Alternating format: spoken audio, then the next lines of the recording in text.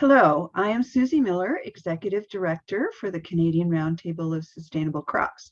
Welcome to the first of 3 industry expert panels on challenges and opportunities to demonstrating the sustainable production of Canadian grains. Comprised of grower, industry, customer, and environmental organizations, the CRSC is a national industry-led forum developing and showcasing Canada's grain sustainability performance. In this session, we will hear from Michael Yaramowicz from Aramark Foods and Aidan McDonough from Greenfield Global. This panel was recorded from a meeting held on January 21st, 2022, between the CRSC and grain crop associations in Canada. I would now like to turn over the session to our moderator, Kelly Green. Kelly is the chair of the CRSC Communications Committee and Director Communications for the Canadian Canola Growers Association. Our first speaker today is Michael Yaramowicz. He's the Director of Sustainability from Aramark Foods. Michael's going to tell us a little bit about who Aramark is, because I'm sure while many of you have probably intersected with his organization, you may actually not know that you have. So that's going to be interesting. Michael came to Aramark in 2008, and he actually started in finance with the organization, but he had a deep interest in issues that looked at how ecological and socially responsible policies could be incorporated into the company's approach to program delivery. And so Michael is now in his current role as Director of Sustainability. And that role was created to establish sustainability as a permanent part of the company's supply chain and planning. So, Michael, I'm going to turn it over to you and look forward to hearing about Aramark and sustainability. It's all yours. Great. Thank you very much, Kelly, and thanks to all of you for giving me some time today. It's great listening to Kelly talk about it, because I'm reminded of how my kind of trajectory or my path through the company, in a sense, is sort of an indication for us, for our marketplace, for our business, of how sustainability has evolved and grown in significance and importance to our consumer base. Like she said, there's a good chance you've probably been served by one of our team members in the past and not known it. Aramark's one of those giant companies you've never heard of. We do operate largely behind the scenes at a lot of institutions, public institutions, private institutions. We're at about 35 or so universities and colleges across Canada, a number of healthcare institutions. I've lost count at this point. I know just in the senior living space, we're almost at 100. A lot of business dining, even some sports arenas across the country. Although don't blame me about the price of hot dogs if you go to see a Blue Jays game. I have nothing to do with that. Actually, our company doesn't even really have much to do with that. But anyway, I digress.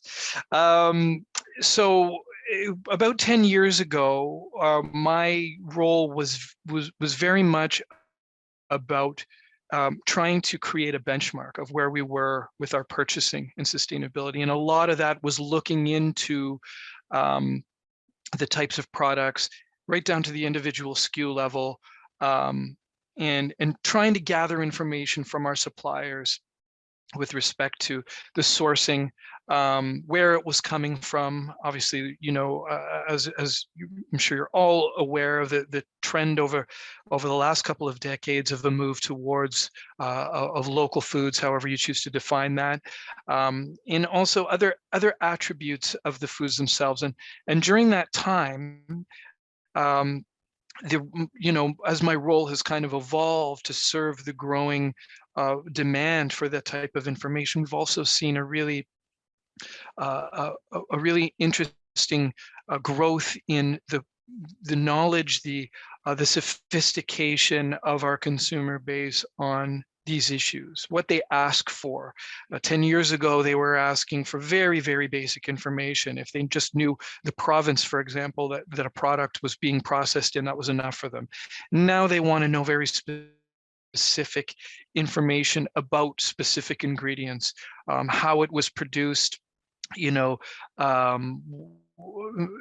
certifications often help us to tell that story. It's a very quick way of us being able to tell that story, but sometimes they don't always. As we all know, some of the methods that you may use on a farm that don't necessarily tie into a specific certification like organic or something like that, that a consumer may recognize, is still a story worth telling. And where we we're more and more where we our focus is how best story. As we gain more information, as the questions we receive from our customers and our clients become more sophisticated, as I said, as we start to see that language tie itself into the RFPs that we receive in order to win business for these large institutions, we need to be able to tell that story. And so the communication piece has really started to become front and center and started to evolve itself. And so our ability to be able to tell that story often hinges on a very small window. Certifications are helpful for that. Something like code of practice, for example, is helpful for that because it's a touch point. It's something that we can tangibly touch to for and say, you know, this is something that the farmers, the suppliers that we use, the products that we buy are produced using this set of standards. And so it simplifies the message for us. That's part of what I think, you know, I'm here, hopefully that I can add a little bit of perspective too, because I do feel that my sort of 10-year journey up to today has been really a large part of that kind of a story and a journey in trying to figure out how as this complexity evolves, how our ability to tell the story evolves along with it. So hopefully that helps to justify a little bit why I'm here today, and I'll pass it back to you, Kelly, and look forward to answering some questions for you all. Thanks very much, Michael. I look forward to digging in a little more into, you talked about being able to tell a story and to be able to share that story with your customers. And so I think we'll probably have some questions about that. So thank you very much. And look, we'll dig into some questions with you in just a few minutes. Our next speaker for today is Aidan McDonnell. Aidan's the grain sustainability lead with Greenfield Global. And so Aidan grew up surrounded by agriculture in rural Ontario, and he studied agriculture at the University of Guelph and started his career in agriculture as a sales agronomist with Agrimart. So I'm sure there's some people on the call that are pretty familiar with some of that story in Eastern Ontario. And he's also a CCA. And so many of you will be familiar with the Certified Crop Advisor designation. And during his time as an agronomist, he started to understand and become exposed to the importance of sustainability in Canadian agriculture. And that's what led to Aidan's current role as the grain sustainability lead for Greenfield Global, where he works with the corn procurement team to green the company's supply chain. So Aidan, if I could invite you to share your experience with us with Greenfield Global. Certainly. Thanks for the introduction, and thanks everybody for taking the time to listen in. So Greenfield Global, it's an Eastern Canadian based company, and it seems like this is a lot of Western Canadian producers. So I'll give a little bit of a background on the company. So the overview, Greenfield Global is a leading producer and supplier of high-value, mission-critical raw materials, ingredients, and additives that are vital to business and integral to a lower carbon economy. So we own and operate 5 distilleries spread out, 3 in Ontario, 1 in Quebec, and 1 in the US, 4 specialty chemical manufacturing plant and packaging plants. So those are all in the US and one in Ontario. And then 3 next generation biofuel and renewable energy R&D centers, which is in the US and one in Ireland. We're divided in 4 key business units: specialty chemicals and ingredients, so products for life sciences, personal care, things like hand sanitizer. We have a beverage and distilled spirits unit, which is alcohol for beverage grade consumption, and renewable energy unit, which is biofuels such as ethanol. So this is where most of our green initiatives are originating from. We also have the agribusiness unit, which is the sales of the byproducts of ethanol manufacturing, so DDGs and corn oil and the likes. So a little bit about my role. I just started about 7 months ago. So I'm the grain sustainability lead. I'm a certified crop advisor, as mentioned before. I'm Greenfield's resident agronomist. So before me, they had no connection to the farms directly. Our team works with the farmers to acquire grain for our corn facilities. We personally consider the business units our customers, so I do not have any direct relation to customers, our end users. So all my knowledge comes from what our other business units are providing us. I currently oversee our sustainability programs. We run a small ISCC program, and I'm looking into future initiatives to reduce the environmental impact of our supply chains. A little background on why we need to green our supply chains is, as it sits, our scope 3 emissions are 50% derived from the corn input, 75% of which is nitrous oxide, 20% of which is fuel, and 5% is all the other inputs we deal with in corn production. So Greenfield's ideologies, we at Greenfield see ethanol as an important solution for the petroleum-based energy sector. We see a future in which ethanol can be net zero with the help of producers. We believe zero carbon ethanol will be the bridge product between gasoline and electric vehicles. We know sectors such as aviation and marine may never be able to transition to electric. Therefore, we need a high octane alternative, which we have concluded should be ethanol. We see opportunity to help lower the farm level CI inputs. And we firmly believe that in a premium for lower carbon intensity products. If you can prove that your corn has a lower carbon intensity, we feel like we owe you the reward of paying higher prices. And we feel like the market will pay us to do so. Our hiring process ensures that all company employees believe in the same thoughts. So I was asked to talk a little bit about market pressures for sustainability.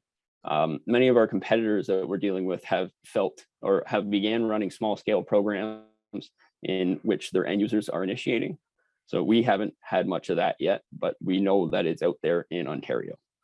Our customers from the corn procurement team business units, so the RE, renewable energy and whatnot, are pushing us towards this. They haven't found anything precisely, but they see it in the future. We know investor ideologies is a big factor. Investment money right now is closely being tied to green companies and companies with green initiatives. We also see an opportunity to open markets with lower carbon input corn or more sustainably produced. We see competition in California, the European Union, and even BC are now implementing restrictions. So we know there will be opportunity there, and we believe from this we'll be able to drive opportunity in the beverage grade and in the specialty alcohols.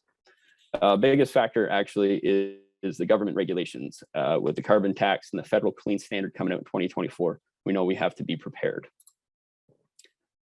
Greenfield's response to this, well, first step is they hired a grain sustainability lead to be a bridge between the farm community and Greenfield. To be fair, that may not be the first step, but that's the first step I know of. Second step, we've developed some internal work and planned a committee highlighting what steps need to be done. We're analyzing all our options. We're speaking with everybody. We're joining committees. We're starting initiatives. We're openly discussing like this. And most of all, we're pushing for action. So I'd be happy to take any questions if you have any. Thanks. Thank you so much, Aidan. Some really interesting information you presented. Some of it, I think we can have a little bit more discussion on during some of our Q&A session. There's some things that interesting that you talked about that. Really, both you and Michael talked about that linked to some of the things outlined in the white paper. So I'm going to dive into a few questions and then we'll open up the floor. So if you do have some questions, feel free in the next minutes to just raise your hand. I'll keep an eye on that or post them in the chat. We are going to just go through a few questions before we open the floor though. So my first question, Michael, I'll throw it out to you first of all, is the white paper that Susie talked about earlier today addresses a number of opportunity areas for Canadian grains and oilseeds to respond to a changing sustainability demand. And I was wondering if you could speak about which of the areas are most impacting sustainability demands at your organization. So the white paper talked about things like market demand, public trust, ESG and investor needs, and even regulation. And so, Michael, if you could start and maybe talk about, of those, which one or which ones do you see impacting Aramark?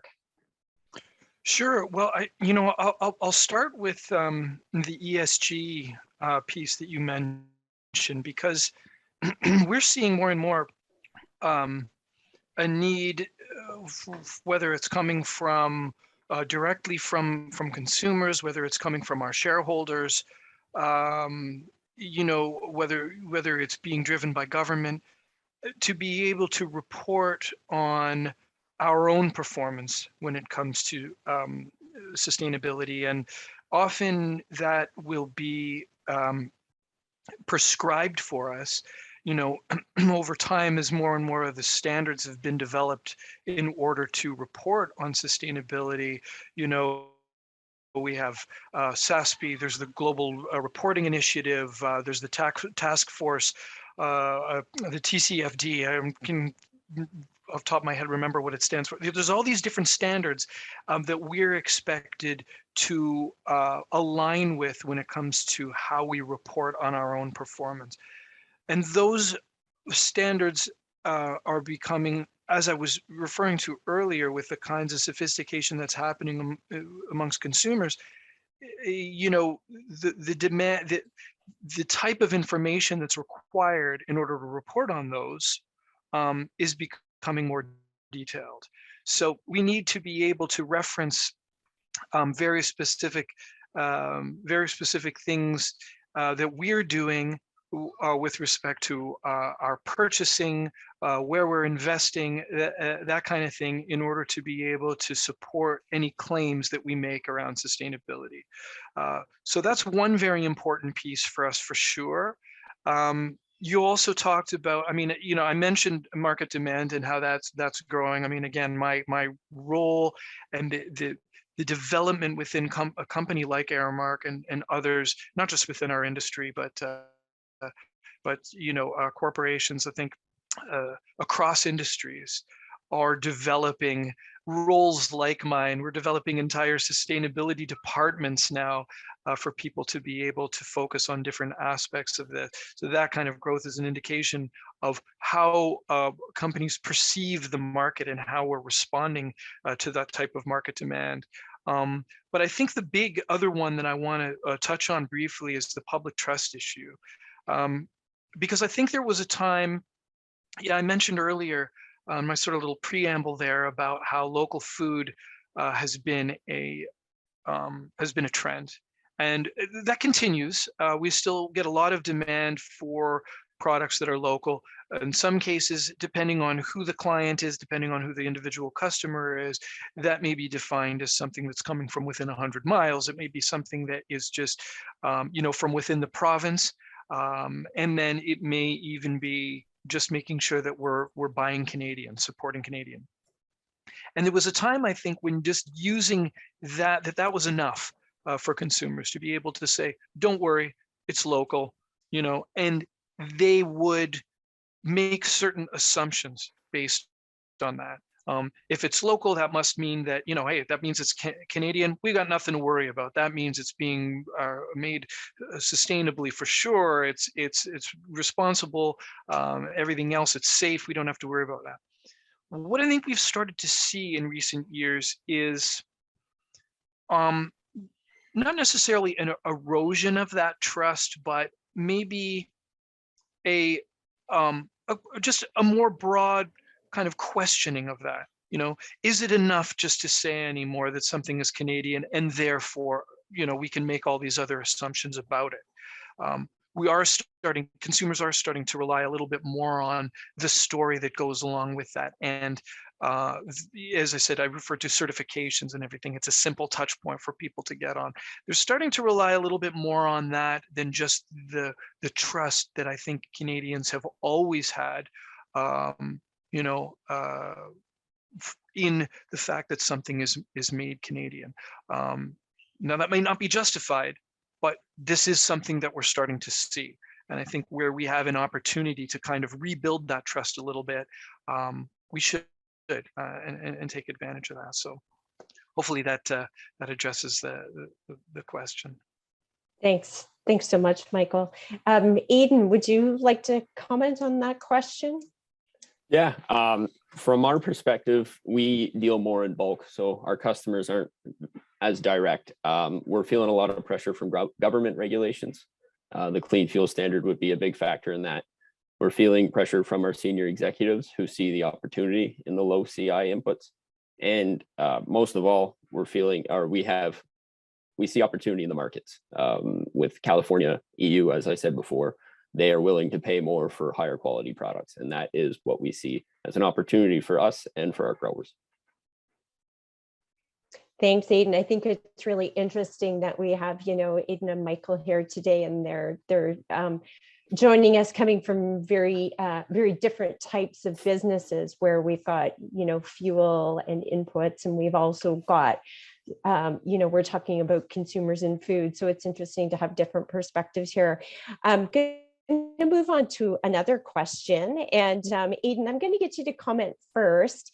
I know you did touch on this a little. You may feel like you've addressed it, and if you think you have, just let me know, or if you have some further comments on it. One of the things the white paper talks about is the various types of emissions that companies are addressing. So we've got scope 1, where Susie talked about those direct emissions that companies are talking about, scope 2, which is those indirect emissions, and then scope 3, which are indirect emissions that come from the company's supply chain. And that's really where we see agriculture commodities that move into the supply chain falling under those scope 3 emissions. And Aidan, you even, I think, indicated a number that showed that agriculture commodities were a significant component of your scope 3 emissions. So I'm wondering if you could speak a bit about how your company is considering those scope 3 emissions, and a bit about how you're looking at this could impact the grain supply chain and farmers. So for our scope emissions, scope 1 and 2 are being covered by the higher board and the production of ethanol. So I have no idea about any of that. But for our scope 3 emissions, it alludes to the corn production, and corn production is a highly intensive production. I believe it's worse than most other commodities just due to the high use of nitrogen. So what we are trying to do is form a partnership with the farms, with the grower associations, and work together so that we can lower that and all benefit from it. We don't want to reduce emission or fertilizer use by 30% by no means, but we do want to make sure that fertilizer is being used properly at the right time, using the 4R and getting the biggest bang for their buck. I believe that covers it. We're trying to figure out every area in corn production that can have emissions reduced. So we want to work on precision ag. We want to really nail down everything. We're trying to get as many industry professionals to help us out with that, and we want to support farms who are willing to do it on their own. Thanks so much, Aidan. Michael, do you have any thoughts about scope 3 emissions? I do. And for us, I mean, we may even be more skewed towards the amount of our footprint that it falls into scope 3, our business largely being within public institutions and other existing operations. The way I always describe it is our business, we're always a guest in somebody else's house. We work on contracts that last usually 5 to 10 years. And we are a significant player in that market, but we also have some competitors that are big. The institutional market overall is massive in Canada. And so we have no control really over what happens with, or very little control over the first 2 scopes. If we are looking to try and reduce our emissions, which we are, we even have just recently announced a public commitment as a global corporation in order to reduce our footprint. And so where we look for opportunities to make those kinds of reductions are almost guaranteed to be within our supply chain and touch on the scope 3. So to that end, we're going to be looking for products. We're going to be looking for partners in our supply chain who are able to help us do that. Since we can't do something like, it's not a question of taking a bricks and mortar location where we serve and sort of, flipping over to solar power or something like that. We don't have those locations. We don't have the bricks and mortar. So we are more and more looking towards what our supply chain can do for us, and where those opportunities exist, we're going to take advantage of them. Thanks, Michael. I'm going to ask one more question, and then we'll open the floor to questions. I see the chat's already filling up, and we'll give some opportunity, and if time allows, I can add a couple more questions at the end. So the last question I'd like to ask Eden and Michael is, conversations in the sustainability space seem to change quickly, and we've seen shifts even in the past 18 months about what is the discussion at the moment, whether it's at the international level or local level. So what do you see in the sustainability front being the next emerging issue? Is it going to be, will it be biodiversity? Will it be ESG? Will it be shareholder demands? Or is it going to be something else? Michael, do you want to start? Sure. It's interesting you mentioned, as you presented the question, the first thing that comes to my mind is biodiversity, because that is such a trend right now. And these trends do, as you say, tend to move very quickly. We've seen things like broader trends like local food come and not go necessarily. Again, it's still very much there, but these kinds of issues very much do rise and fall as trends, just like so many other things do in the marketplace. What's interesting about sustainability is, though, that we've seen over the last decade is they never completely disappear. So even though local food might not be at the peak that it was, it's still important. We see things like one of the big ones is we've developed an entire menu planning and branding around, has to do with plant forward. And we do have a huge, which I'm sure is probably good news to a lot of the folks on this call, but we have definitely spent a lot of time and energy in developing new recipes, new menu strategies that we can introduce that highlight foods that are plant forward, particularly where proteins are being derived from plants as alternatives. That continues to be a growing trend for us, and it's something that has lasted probably a little bit longer than some of the other ones, which tells us, that it's probably also not going away anytime soon. But when I talk about biodiversity, I see the two of those very much tied together, because part of the trend that we're seeing with plant forward is not just more, less meat, you know, but a move, a little bit of a shift away from the earlier part of that trend where we were seeing a big move towards what we call kind of, you know, analog alternatives to some of the things like, you know, it's still a burger, but instead of being made out of beef, it's made out of, you know, a mushroom or something else, is a move to introduce more kind of international recipes and culinary themes and everything, so that these are traditional menus. It's not, you know, we're trying to take plants and make something out of it that we are typically wouldn't do. This is more, we're going to take traditional ways of eating around the world and introduce them to you. And so part of that comes with certain ingredients, plant-based ingredients that might not be as recognizable, or you know, have not been kind of leveraged to the same degree in the Canadian marketplace as they have in the past. So there is some opportunity there for us to embrace, you know, whether it's a farmer or a producer somewhere kind of more in the middle of the supply chain that are using products that we're not necessarily used to, and we're seeing consumers being a little bit more open to that, willing to try things that maybe only a few years ago they would have shied away from. So I think both of those really tied together well as one of the big trends that we're seeing. We're kind of in the middle of, but we don't see going away anytime soon. Thanks, Michael. I think one of the things that Canadian agriculture has in terms of biodiversity, one of the stories we do have to tell is our crop rotation story. For many farmers, that's a story. Now, if anyone has a question and you want to ask those, you're welcome to raise your hand. I don't see any hands raised at the moment. Susie, I know we've got a couple really long comments in the chat. I haven't been able to sort through all of them yet. Was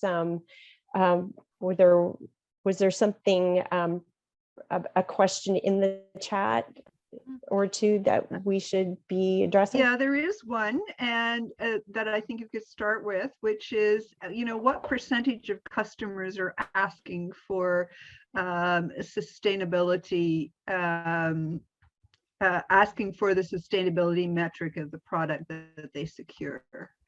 And I'm thinking that's a question maybe for Michael. So Eden, you might have a thought on that as well. Yeah, we do a lot of market research. I'm not sure that I would have a direct percentage. I mean, you know, sustainability is such a broad topic that it'd be hard to say that. I don't know that we have a metric that would say that. What I can say is that it's large, and it is definitely growing. We did an interesting kind of type of market research not too long ago. This is just prior to COVID, and where we looked at we kind of polled a lot of our clients through surveys and at public institutions right across the country, from their perspective of what they were hearing from their customers on site. Our teams, our local management teams, were also involved in answering that, and part of the exercise was to actually rank the aspects of food service that were most important to them, and what we learned was that while things that you would expect to be you know, at the very top, in the top three, things like you know, quality of the food, obviously, price, and something like you know, speed of service, might have always kind of, you know, they might have changed from location to location, and usually were part of the top three. But what we found was that sustainability suddenly really occupies that middle space, right across the board. Right after the first sort of top three, top four, you've got sustainability in there. And so while I can't give you a real percentage of it, what I can say is that its importance among consumer land has grown significantly and continues to kind of you know, and continues to grow in terms of its importance. I'm not sure that it will ever become more important than how much something costs, especially if you're a student with only a few bucks in your pocket. But you know, it's certainly growing. Thanks, Michael. We do want to get to some questions. So Aidan, I'll give you a break on this. I do think though, Michael, what you mentioned, there are some linkages to some of the research that the Canadian Centre for Food Integrity has done, which is mentioned in the white paper. If anyone wants to dive into that more, the research from Canadian Centre for Food Integrity is posted on their website. Dennis, you've been waiting patiently. What's your question? I don't have much time. I think my kids are going to knock on my door in any minute now. Let's get back from the bus. Just wanted to ask the question to Aidan. With the programming that you guys are putting out, are there tools? Is there a tool that you're using, or are you leveraging any programs to help collect information from producers? Is there documentation that's required? So how are you conducting that program there? We on the program we currently run, or on the programs we're looking at in the future? Yeah, either or. Okay. On the program we currently run, there's not really a tool. It's kind of a self-guided thing. We work directly with the producer. It's a very small program. On programs we're running in the future, we hope to work with other end producers, or try to align as much as we can with anybody else dealing in the same initiative. Kind of have like one certain program in which we could collect all we need to collect from the growers and then present it to our end consumers. We've looked at different products like the SAI Gold platform and the Field to Market Canada platform, and we're kind of looking at something along those lines in the future. But I can't say for sure. We're still very much at the beginning and kind of doing a market research at this point. Thanks, Aidan. Jason, we'll go to you next, and then Susie. I assume Susie's got a question from the chat. Thanks, Kelly. And I may be having comments. It's based on the question from Jack regarding what percentage of clients or customers are actually asking for a sustainability metric on our products. And I can use, I'll be commodity specific here. It's what I'm most familiar with, and that's wheat. I know when Cereals Canada, for example, goes overseas on their new crop missions, they've been doing it for multiple years now. And the message I'm getting from them is that the question of sustainability and what is happening on Canadian farms as far as sustainable practices and sustainably producing food, it's becoming an increasing question, and it's getting asked at just about every stop that they make on those on those missions. So I would say the percentage is getting larger, Jack. And I know that Dean Diaz is on the call here today. And Dean, if you would want to follow up on these comments, you have been on those missions multiple times. You could probably speak to it even better than I could. Dean, are you available? Yeah, I'm here.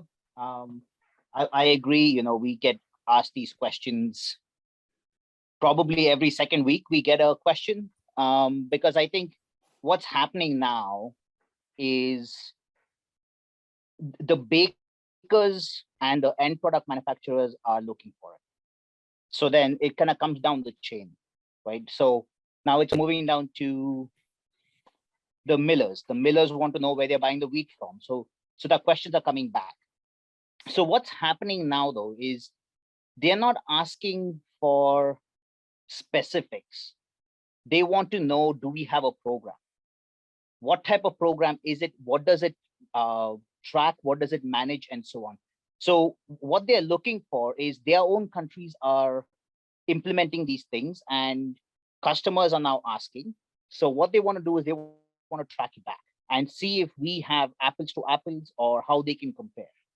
So that is why I think, the code of practice keeps coming up is, do we have a simple tool where we are tracking the day-to-day activities that we do on the farm?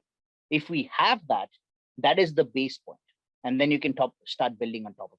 So, to be fair, we have a request right now from the UK flour millers, and Susie can talk about this too. They have something called the red tractor. And we are getting these questions where they want to know, how does Canadian system meet some of those requirements that are in red tractor that the UK farmer has to abide by, right? So what we are doing is they've sent us a huge Excel document and we are filling it out based on our best knowledge of what's happening on the farm. Whereas if we had something like the code or something similar to that, that would help us, answer that question in a jiffy, but we don't have that. Right? Thanks, Dean. Jason and Dean. Jason, was there anything else you wanted to follow up? Okay. Thanks to both of you. Susie, was there anything, any other pressing question? I know it's time for us to move to the next section. So there is one, and I would be very interested in hearing our panelists' view on this. And this is something that Glenn said in the comments that he provided, and talks about, and I'll quote him, "Public trust is shaken when the source of information is seen as biased or self-serving." So from both Aidan's and Michael's perspective, what are the kind of conditions that will ensure that any information that we provide is considered to be credible in the way that they need to use it? Aidan, do you want to start? I find looking at Glenn's comments, he's got a couple of good ones there. The term sustainability being used so loosely now makes it difficult to be trusted by the public. I would imagine it would have to be audited by a third party. That's my personal opinion. That's how we operate now. I don't know if there's any way around it with the media as it is these days. It's hard to get anything across and be believed immediately. Michael, how about your perspective? Yeah, it's a good point that Aidan makes. So we have, part of the reason why we've relied so heavily on those kinds of certifications is because they are third party verified. So that's part of it. I think in general, it speaks to the word I'm going to use is transparency. Whether it's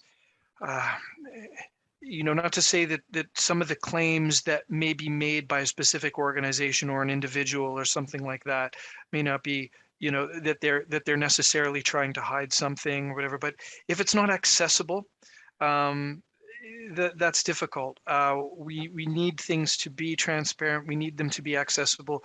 We need them to make sense. And over time, as that kind of recognition of a specific certification, the symbol that it represents, whether it's a stamp on a box or something like that, or or a code or something, definitely helps to build that kind of trust. We definitely, just to give a kind of an example, we definitely rely more on any type of a claim or a certification that is made by, a sort of a non-government third party that has done some element of,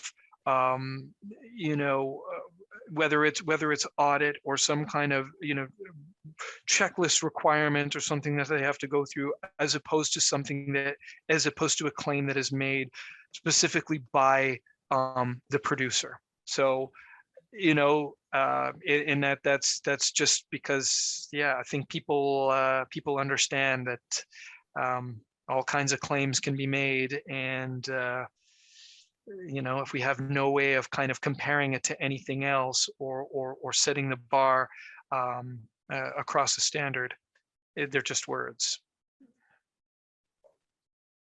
Thanks, Aidan and Michael, and thank you everybody for your questions. Susie, do we have time for one more question? I see Bertie just threw his hand up. Yes, we have time for one more. All right, Bertie, you're the last question. Thanks, Kelly. I didn't mean to jump right in at the last there, but anyway, they both Aidan and Michael have touched on something here now with this code of practice, third-party verification. And if we're going to have any type of teeth with a voluntary type code of practice, I guess maybe I'm looking for their opinion. I know, Aidan, you were on the discussion earlier, and Michael, I'm not sure if you were there or not, and I apologize, I didn't notice your name there, but Aidan, you're familiar with this the East, and I have some friends in the East, this hasn't been a problem in Ontario. Most growers are readily on top of it. They're willing to be participating in it. That third-party verification, you bring that up in the West, and oh my God, everybody loses their mind as soon as you bring in that third-party verification. So my question then is, with the code of practice on the prairies as a voluntary system, do we move anywhere with it? Is it good enough? So if I'm to lend my opinion to the conversation earlier, I agree with Kevin. I like the code of practice and then the way of going a little bit on top of it. Ontario hasn't been that smooth with the third-party verification. It's no fun. Nobody wants to be a part of it. But it does ensure that what you're saying is true. We have done it before and it seems to work, but I understand the resentment towards it. So I do like the idea of being able to opt into a heavier duty than the code of practice. So Thanks, I think, Eden. Michael? sorry, Oh, I'll just throw one No, more go thing in. ahead.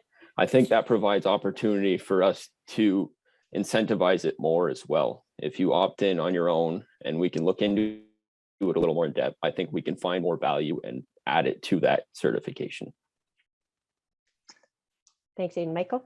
I would again agree with Aidan in that, of course, you know, nobody wants somebody else walking into their house and telling them how they're supposed to run their business. I totally understand that.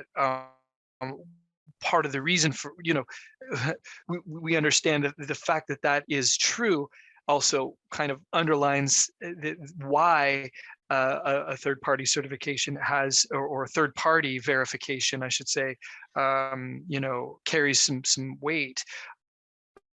However, in the case of something like a code of practice, I think if I can go back to that word transparency, I think what you get with something like that, for it being voluntary, for it being national, and the level, the scope with which you're trying to accomplish with that, is that you ultimately have your own community, you know, holding each other accountable, and there's something to be said for that. I really like the idea of the code, you know, and other processes like it that give the opportunity to a community to actually pull each other up, and make that kind of progress. So even without that sort of, you know, third-party audit necessarily being imperative, or being a mandatory part of the program, I still think there's a lot of value. Thank you for viewing our panel session. Should you have any comments or questions, please do not hesitate to contact me. You may also want to view our metrics platform, which provides information on the sustainability performance of Canadian cereals, oilseeds, and special crops. You can find the metrics platform at metrics.sustainablecrops.ca.